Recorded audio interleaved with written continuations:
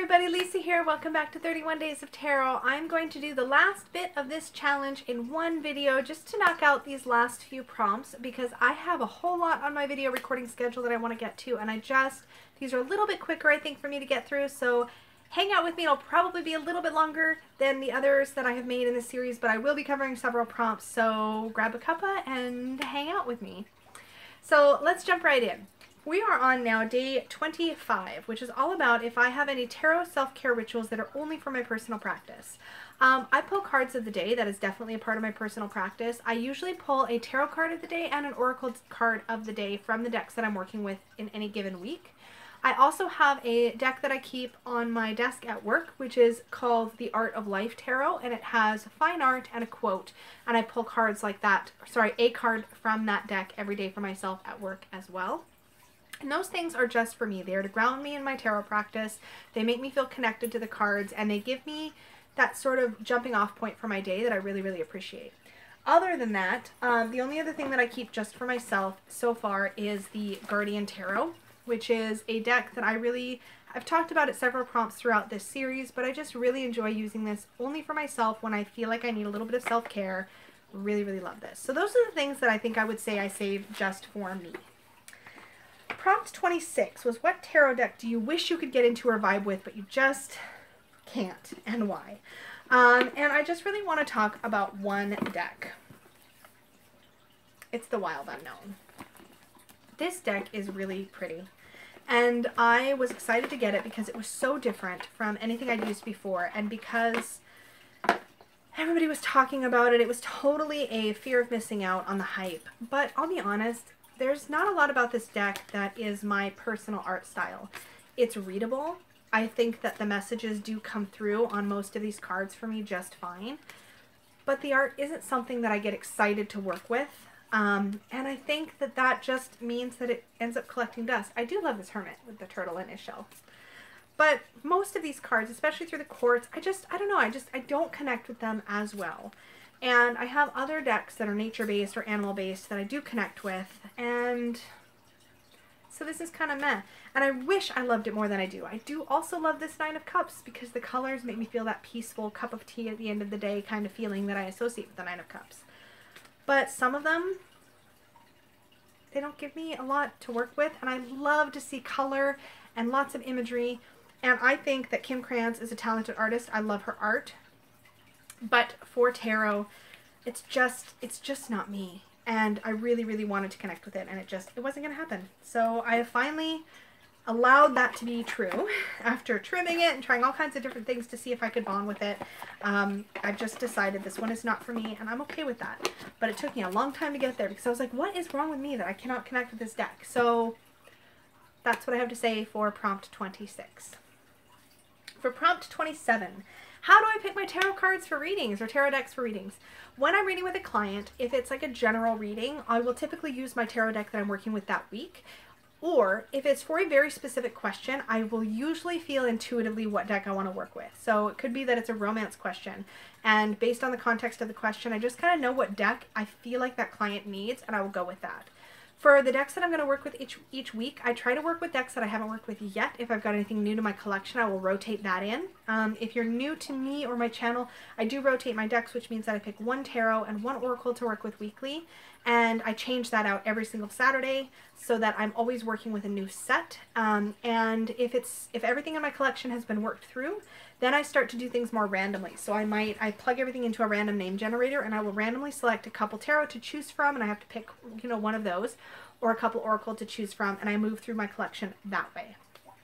So that is how I choose for myself, and that's because I don't like anything hanging out in my collection that I am not using.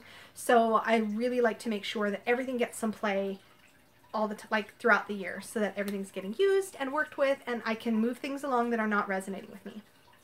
That's how I do it. And day 28.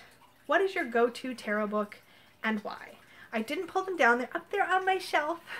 Kitchen Table Tarot by Melissa Sonova, Holistic Tarot by Benabel Wen, and 78 Degrees of Wisdom by Rachel Pollack are my three go-tos. And I didn't bring them to show partly because I have talked about them every single week in my Tarot Memoir series. I pull excerpts from all three books every single week in that series.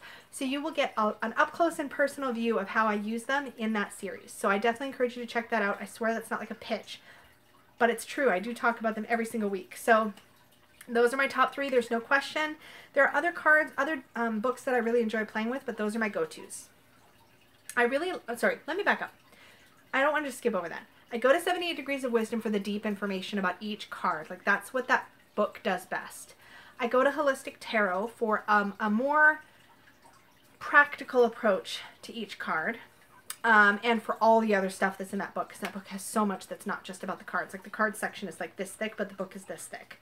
And I go to Melissa Sanova's book, Kitchen Table Tarot, for that really conversational, modern outlook on the cards. So I kind of feel like I get 3 very good and different perspectives with those 3 books. So that's the why. I didn't want to skip over that part. Number 29. How do you feel about tarot deck modifications? Do you draw on your decks, trim the borders, or is it a no-go for you, and why? I freaking love modifying my decks. And I've only had one bad experience modifying. Only one. Actually, technically 2. I edged my Shadowscapes Tarot and in like a light lavender, and I stacked the cards too soon, and so I did get some smearing onto the faces of the cards, which I can totally fix if I want to sit down and take the time for it, but it doesn't show up that bad, so I just kind of left it. That was one of my first decks I edged, and it just wasn't perfect, and I kind of swore off not chisel-tipped Sharpies after that, because the chisel tips just work better, and I usually use Copic markers, which are alcohol-based. But the deck that I really got creative with that did not work out well for me at all was the Wild Unknown Animal Spirit.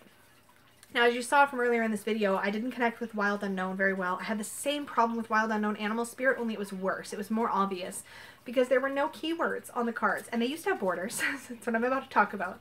And I was like, okay, I can't connect with them. And then I watched a walkthrough of this deck by Nina at Shuffle Tarot, and she had done such a beautiful job of modifying this deck by adding keywords along the borders from the guidebook. Like when it was in balance, when it was out of balance, main keywords, how to bring it back into balance. And I was like, that's brilliant. And I loved the way hers looked. Totally forgot that my handwriting is awful and I hate looking at it. Yeah, I'm working on my handwriting because I'm very self-deprecating about my handwriting. So it is getting better. And I'm trying not to be so negative. But I still don't like looking at it. And I totally didn't think about that. So I sat down with this whole deck and went through about 3/4 of it, writing in all the keywords and just getting more and more put out by it the whole time. And I didn't even finish because I kept looking through the cards and I was like, this looks terrible. I don't want to look at this. Like, it looks messy and cluttered and I don't like it. Nina's looked beautiful. Mine did not. And I was like, no, it's terrible. So then I went through and I trimmed all the borders and I'm like, okay, I kind of like it a little better now. But I don't, you guys. I don't. I don't like it better. And it is not a bad deck. And there are lots of people that connect with this. I think it's pretty telling that I don't connect with this one or the Wild Unknown, the original, as much as I might want to. It's not me. It's not my art style.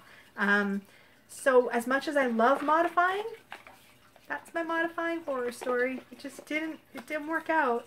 And it didn't bond me with the deck, it just made me madder at it. So this deck is going to be leaving my collection along with the Wild Unknown at some point soon, probably, maybe. I don't know, we'll see. Day number 30. Do you carry out predictive tarot readings? Yes, no, or why?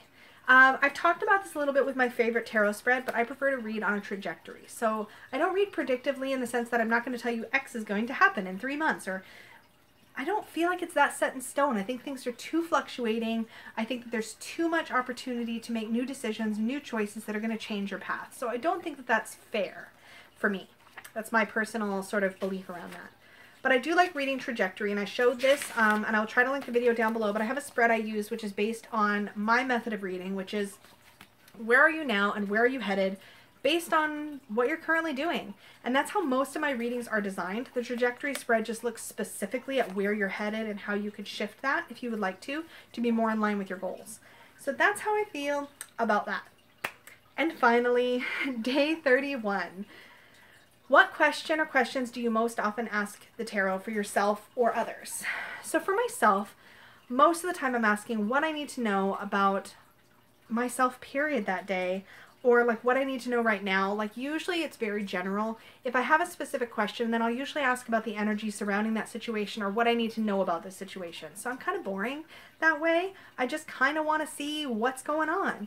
And when it comes to clients, I read basically the same way, except that I get a lot of questions around relationships. And that's fine. That's what people want to know about. That's what clients come to me about.